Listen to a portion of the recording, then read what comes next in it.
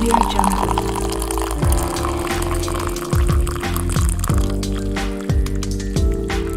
Welcome to Coffee Talk. I am your host, Mashuma Saba, M.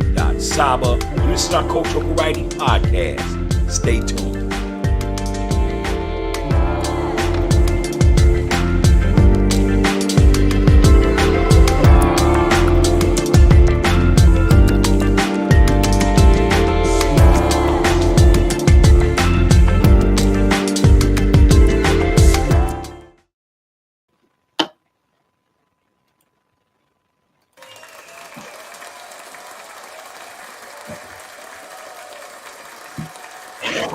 Peace.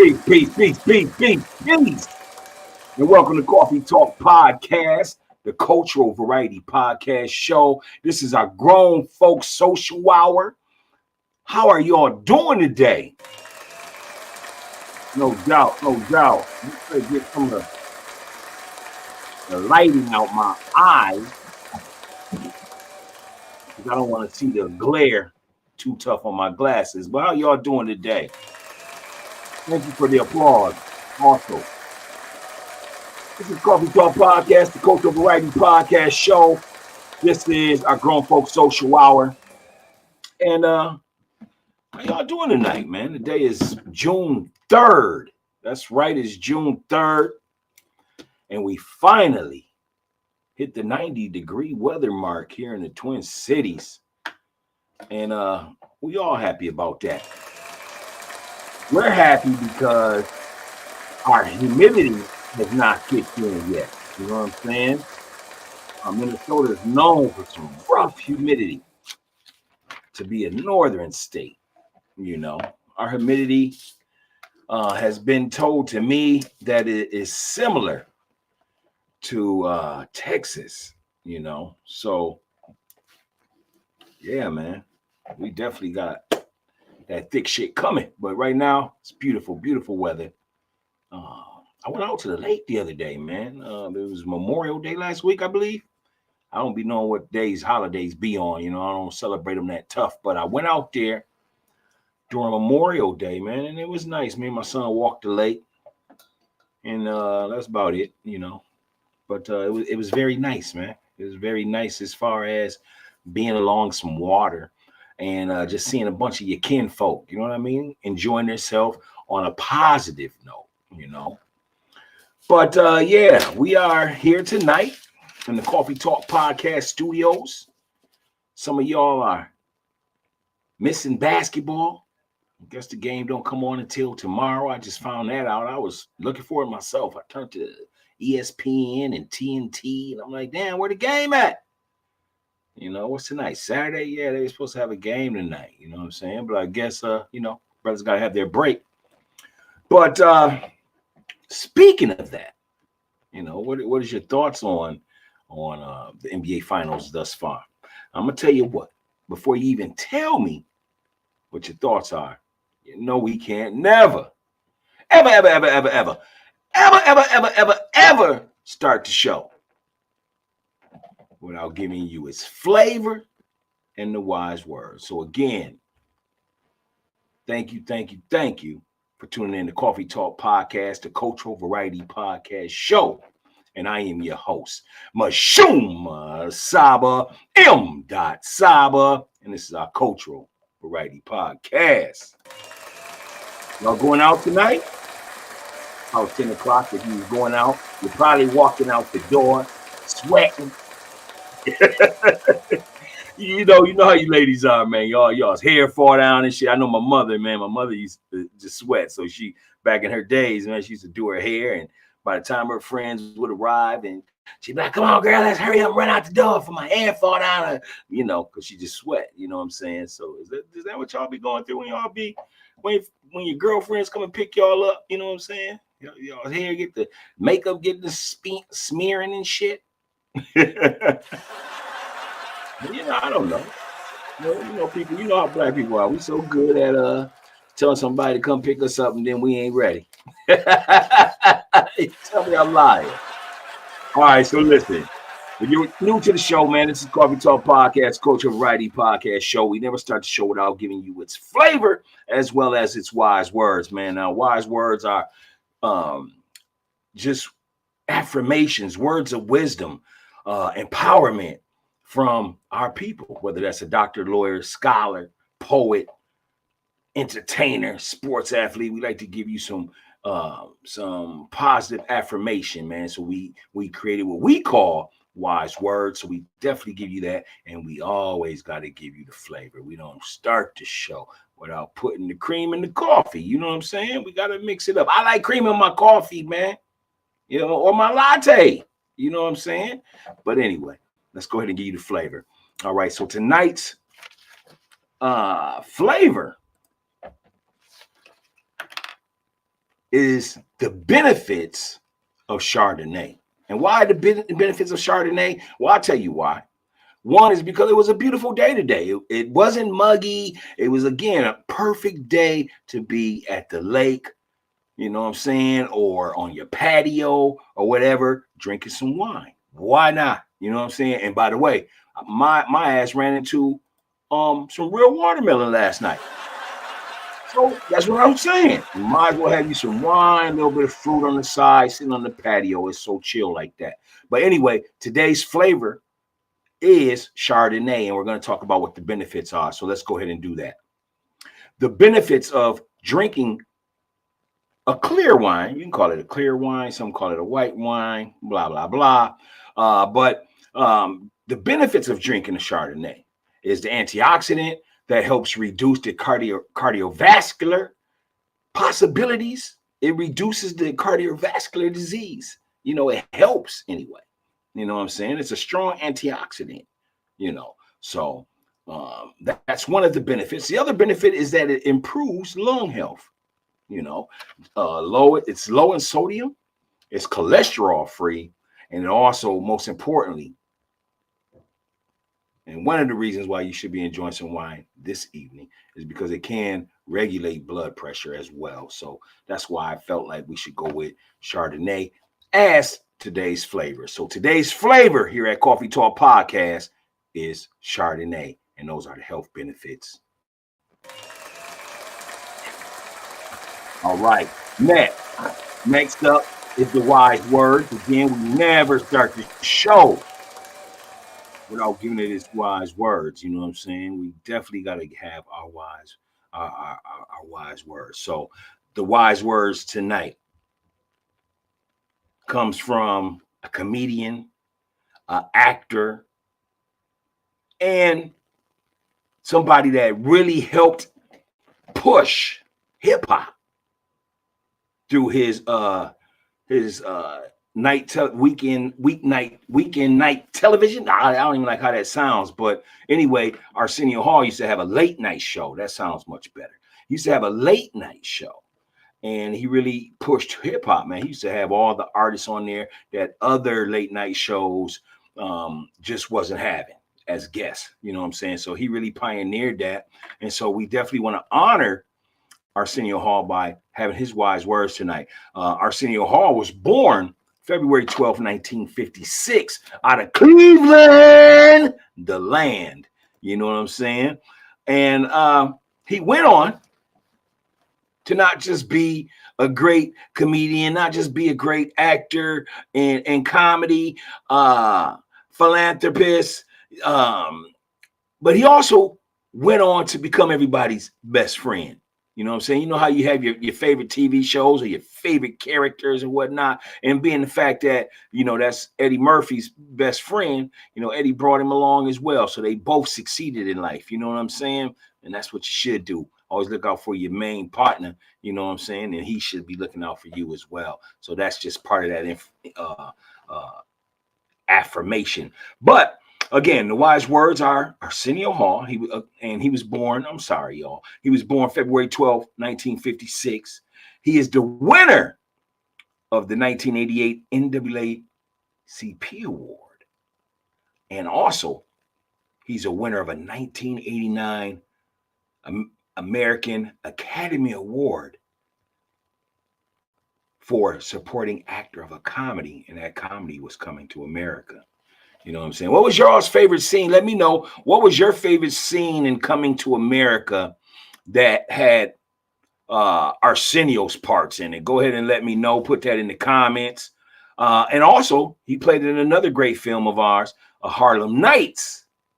So what I want you to do tonight, if you're watching the show, is go ahead and let me know what are your main character scenes that Arsenio Hall played in Coming to America and Harlem Nights. Let me know what those your favorite scenes were. Leave them in the comments so we all can laugh with you and have a good time. Yeah, just like that. All right. So the wise words of Arsenio says this. He says, you never get rid of something that has a positive foundation. You never get rid of something that has a positive foundation. You never get rid of something that has a positive foundation. Those are the words of Arsenio Hall.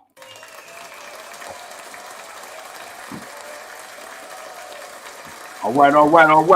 So how y'all doing today? Is the food done? I know it's kind of late, but I know late barbecues are the best.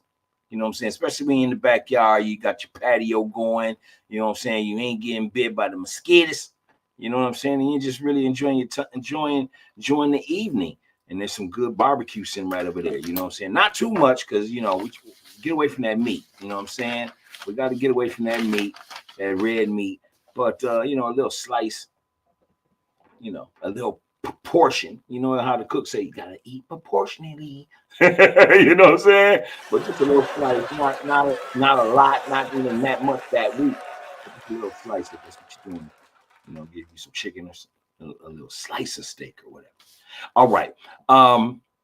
So what I want to do for social hour tonight is first I want to talk about and expand a little bit on one of our legends that we lost this past week. And let's go ahead and just talk about him a little bit more. It's the Brown Hornet himself, Mr. Jim Brown.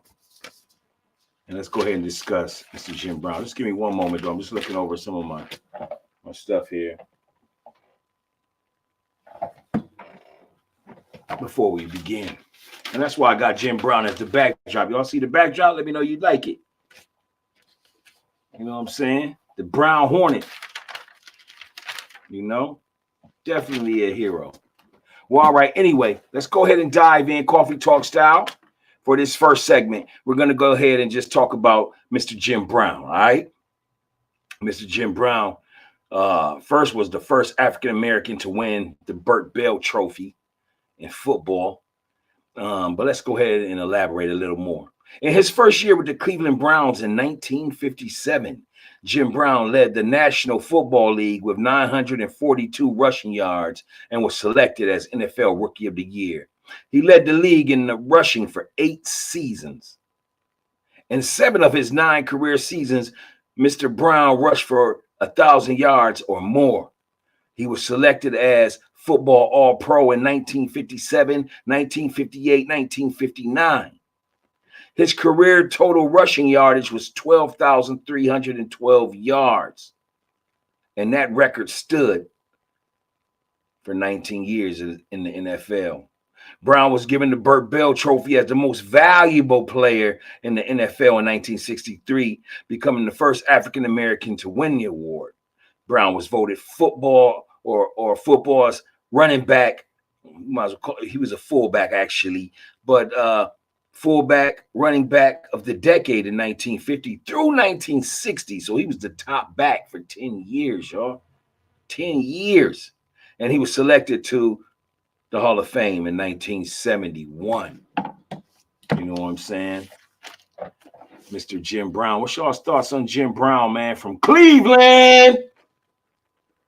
The Brown Hornet, number 32. You know, your brother, your pop, your uncle might have had his jersey hanging up on the wall somewhere.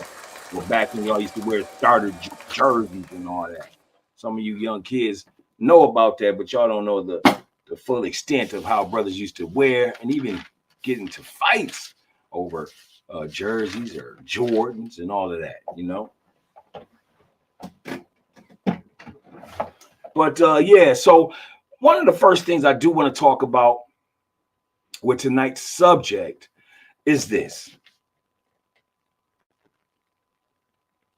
And it's our first question of the night for Grown Folks Social Hour. Let me know. Go ahead and leave a comment after on what your thoughts are to this question. Question one is, do you like a woman that parties all the time? And if she is over 30 years old and she's partying all the time, is that her being an older woman still trying to compete? I'll rephrase it again. If you are a woman that's over 30 years old, this question is going out to the fellas tonight on Grown Folks Social Hour. If a woman is over 30 years old and she's still partying, I mean partying consistently, Thursday, Friday, Saturday, out of a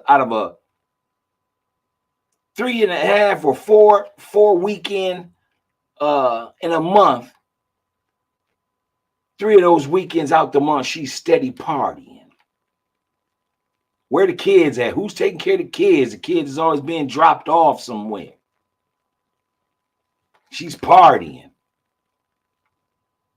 And even if her kids is grown and she's still out there partying, that might be the problem. And I'm going to tell you why. Because it shows she don't have a man. And if she does, let's just say she did, the fact that that man allows, and I'm going to use the word allow. I know some of y'all get so sensitive about words because you want to use that as an excuse. But let's just keep it real. Say she has a man. And he allows his woman to go out all the time. I mean, all the time. Where you want to find baby girl at? Oh, she at the club, she at the bar, she at the club, she at the bar, she at the concert. All the time. And yeah, I get it. Some of you can say, well, my kids are grown. It don't matter. You're 40 years old. See, you need to find a man that's going to do relationship things with you, if that's the case. Not you being all out with the other singles partying at 40. Grandma, sit down. Sit down. I'm just saying, it ain't your time anymore. Yeah, you a Hall of Famer, but it ain't your time anymore. So what is your thoughts on women that are over 30 still partying? And if they are partying, right, is that considered, whether you want it to be subconsciously or consciously, what are you doing out there? Are you competing with the young girls? That's the question. You know, I'm just asking. Don't get mad at the at the messenger. I'm just asking. So go ahead and leave that in the comments. We got our wires open, we should say. We got our accounts open so we can see the questions or whatever. Your thoughts on that, go ahead and leave us a comment. We'll definitely give you a shout out here on YouTube as well as Facebook Live. We are Coffee Talk Podcast, the Cultural Variety Podcast Show.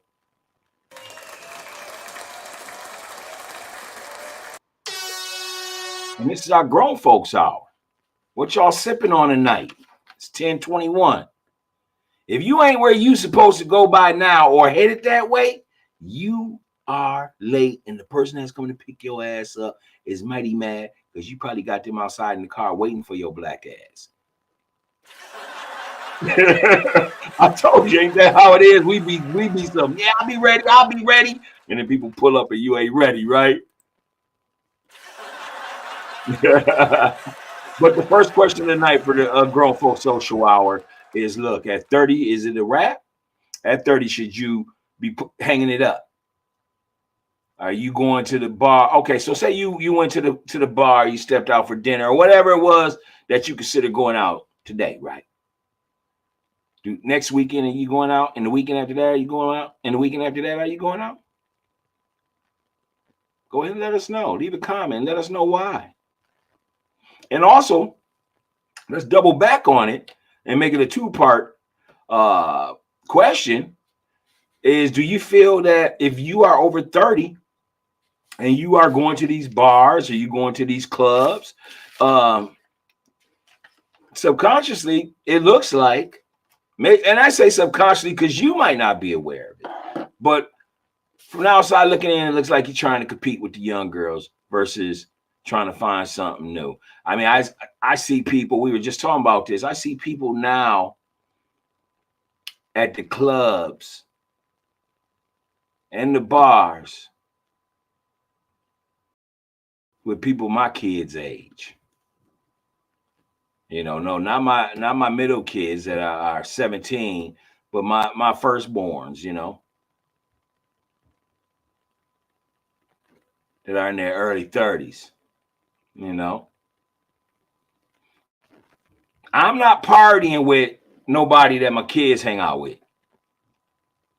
I'm not doing that. I'm not partying with kids. You know, I just can't do it. Tell me y'all's thoughts, though. You know, do you feel like there's a problem with that? Is there not a problem? You okay with it? Are you still clubbing it at 30, 35, 40 years old? Let me know. Is it once a month? Is it every weekend you got to get out and you got to, you know, exuberate yourself? You got to go ahead and get the, you know, get the dust off, you know, from a hard week of work. Let me know. But there's so much to life than just going to the club. So let me know how you occupy your time. Leave it in the comments. Coffee Talk Podcast. That was the first question. All right. Let's go ahead and jump off into the second question of the night. The second question comes, actually, it was a reel that I happened to see when I was scrolling on Facebook. It was from the beautiful queen, Erica Lachey. She also is an influencer. I don't like to call her an influencer because I know she's more important to the culture than that. Shouts out to Erica Lachey. But she had posed this question where she had said that, you know, she came about the question as there's a dental office, and the dental office said they're going to start refusing certain patients if you are not coming in there into their establishment dressed a certain way. So what I mean is you can't come in there wearing slippers. You can't come in there wearing pajamas and all that shit that you should be at home wearing. You know what I'm saying? First of all, I believe a business has that right. You know, some of you may disagree with me, and you're probably thinking immaturely saying, you know, I can wear what I want to wear when I go to the dentist, or as long as he get paid. You know, that's probably something that some immature people would say. Now, I'm not calling you immature to downridden you or to talk bad about you. It is an immature thing. You know, one of the things that you first hear as a young adult or even growing up is, you know, first impressions mean a lot. And time after time, we are seeing our people going outside looking crazy in pajamas and flip-flops. One of the main things I can't stand about a flip-flop or house slippers or whatever they wearing is people be wearing some pink ones, and pink, you know how pink is. Pink get dirty quick. Pink get dirty if you look at it. I ain't playing with you.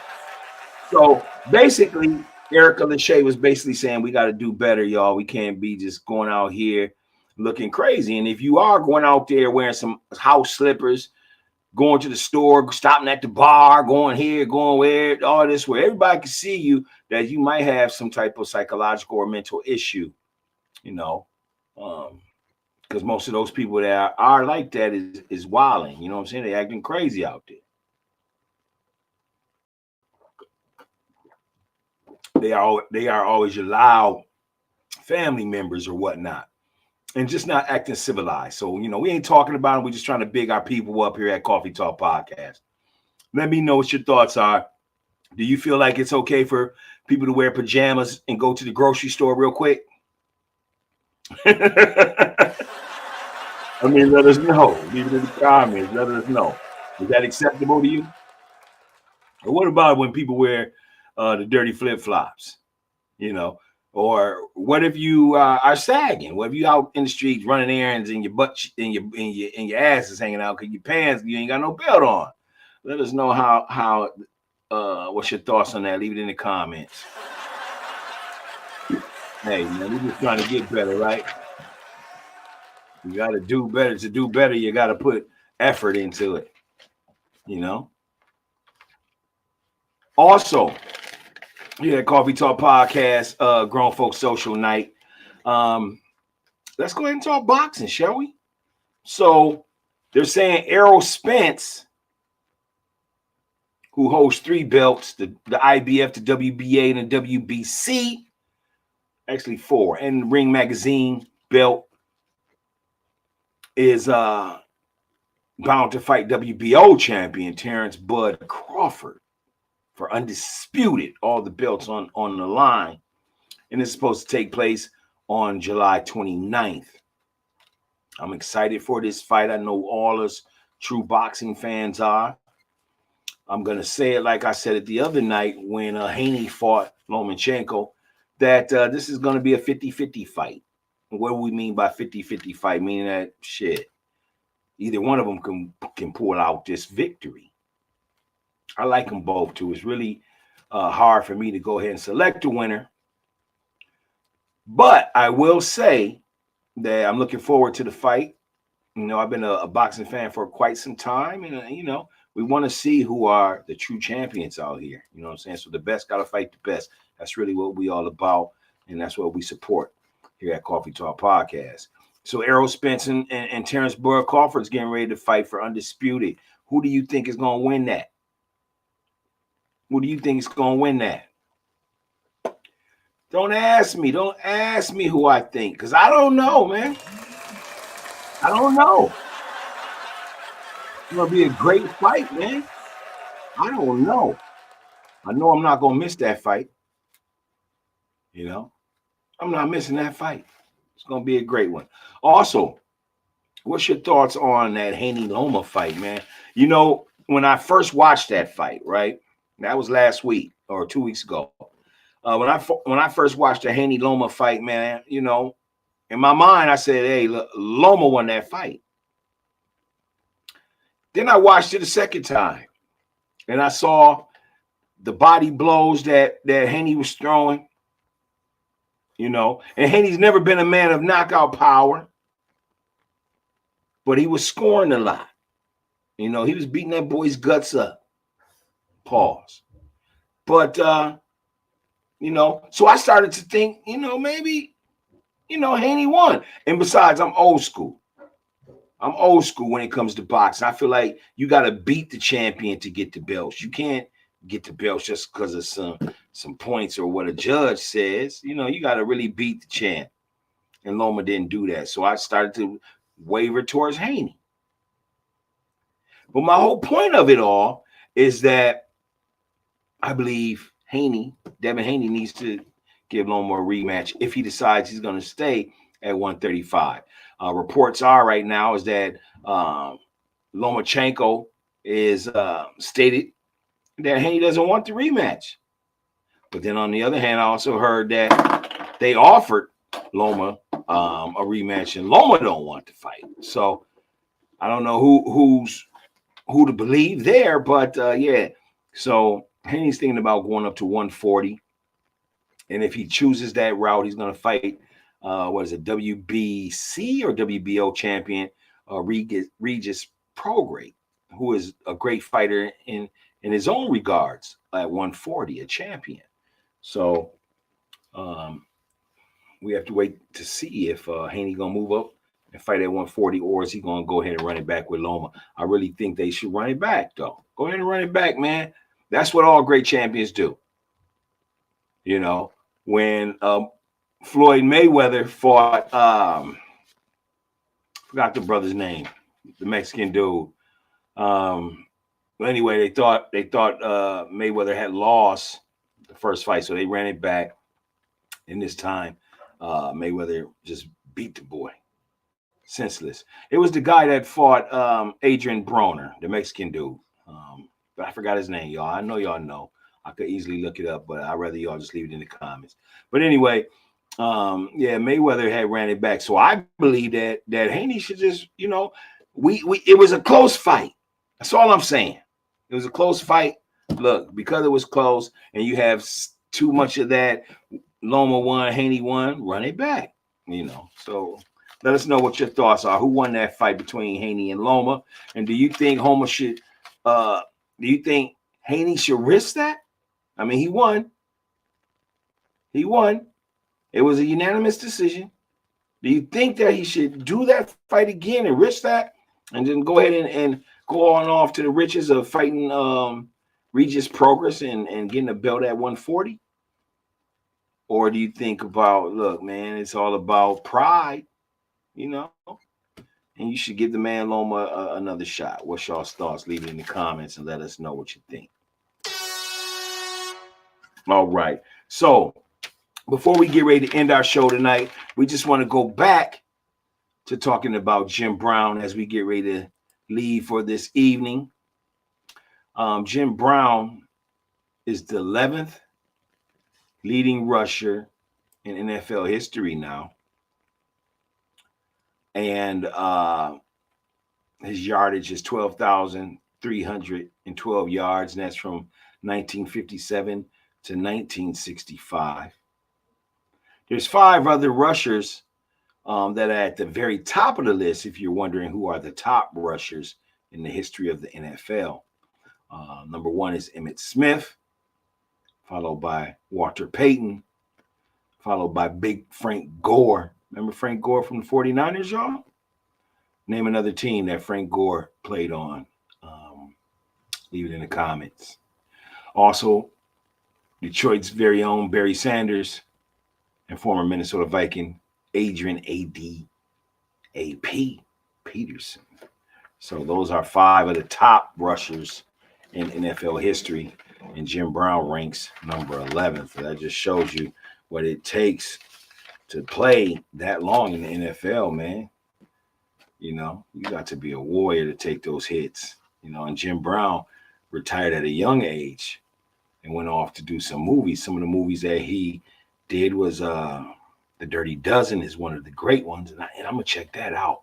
Yeah, it's an old army type flick, but you just got to check it out, man. Go check out The Dirty Dozens. Go on YouTube, pull it up. Jim Brown movie. It's a great movie. But Jim Brown was a philanthropist. He was involved in civil rights. He's part of the culture, especially with what he was doing back in the early 2000s, man, when he was assisting with the gangs, man. And some people didn't like that Jim Brown was always talking on behalf of the gang violence and stuff, but he was doing some good organizing out there as well, man. Go ahead and let me know what your Jim Brown stories are like. Leave that in the comments. All right, so I just want to say this, man. I thank y'all for tuning in tonight, stopping by Coffee Talk Podcast, our Grown Folk Social Hour. May you continue to have a beautiful evening on your patio or along your walk around a lake or